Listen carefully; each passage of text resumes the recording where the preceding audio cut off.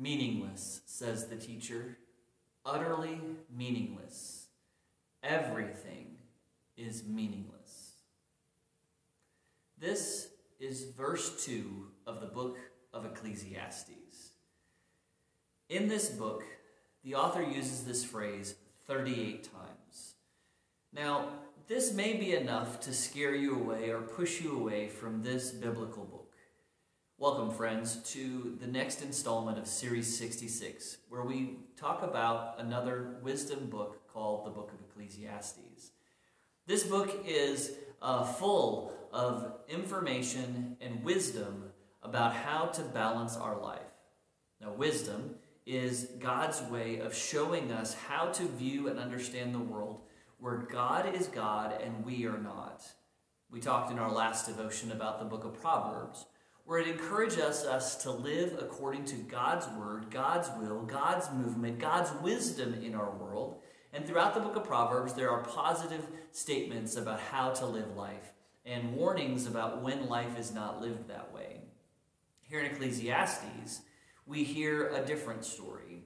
We hear of wisdom, but wisdom from a different vein. Meaningless. The word translated meaningless in English is the word hevel in Hebrew.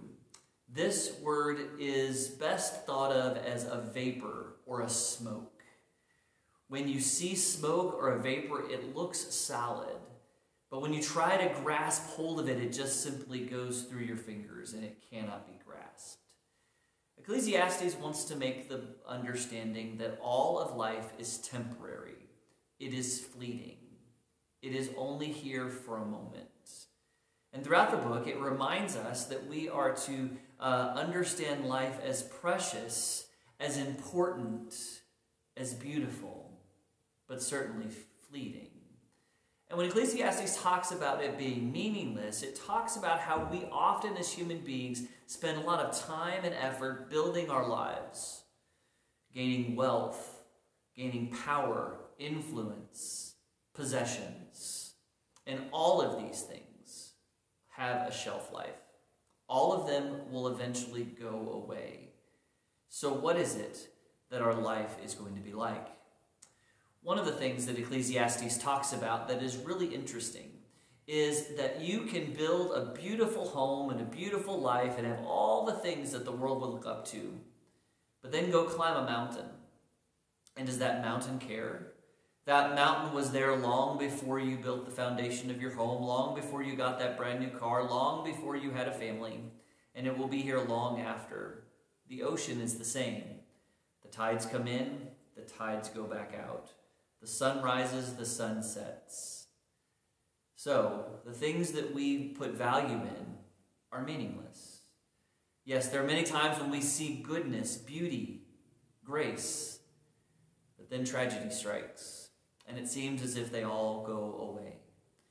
So while a lot of the things mentioned in Ecclesiastes are a bit depressing, his main point is actually pretty powerful. It tells us that we are not in control. It reminds us that we often trick ourselves into thinking that we have control in life, but really we don't. We don't have any control. That things come and go, but the things that come and go into our life are the things that make it beautiful, make it exquisite. And Ecclesiastes encourages us to enjoy it, to enjoy the experience of living, to embrace family members, your faith, wisdom, power, grace in God.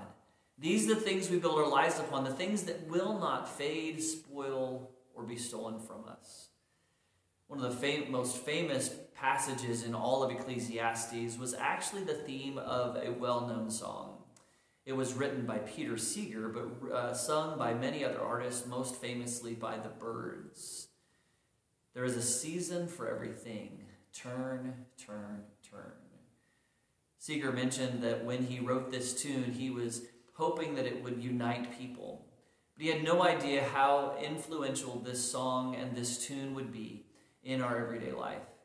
Long before most of us hear or read these words in Ecclesiastes, we can at least hum a little bit of this song. I want to conclude today by reading Ecclesiastes chapter 3, verses 1 through 13. There is a time for everything and a season for every activity under heaven. A time to be born and a time to die, a time to plant and a time to uproot, a time to kill and a time to heal, a time to tear down and a time to build up, a time to weep and a time to laugh, a time to mourn and a time to dance, a time to scatter stones and a time to gather them, a time to embrace and a time to refrain from embracing, a time to search and a time to give up, a time to keep and a time to throw away, a time to tear and a time to mend, a time to be silent and a time to speak, a time to love and a time to hate, a time for war and a time for peace. What do workers gain from their toil? I have seen the burden that God has laid on the human race. He has made everything beautiful in its time. He has also set eternity in the human heart, yet no one can fathom what God has done from the beginning to the end. I know that there is nothing better for people than to be happy and to do good while they live, that each of them may eat and drink and find satisfaction in all their toil. This is the gift of God. My friends, there is a time for everything. And one of the most challenging pieces of life is determining which it is time for. The Serenity Prayer is a powerful message. We've done a devotion on that before, but it's worth repeating. Part of the Serenity Prayer is asking God to give me the wisdom to know the difference between the things I can change and the things that I cannot. This essentially is the point of the book of Ecclesiastes. I invite you to read through it sometime to get the sense and the flavor of what the teacher is trying to share and show to us. That ultimately, our life built on faith, upon love, and upon hope is what will last. Everything else is temporary. I hope this helps you today, and I hope your reading of Ecclesiastes will bring you closer and closer to God. God bless you and have a great day.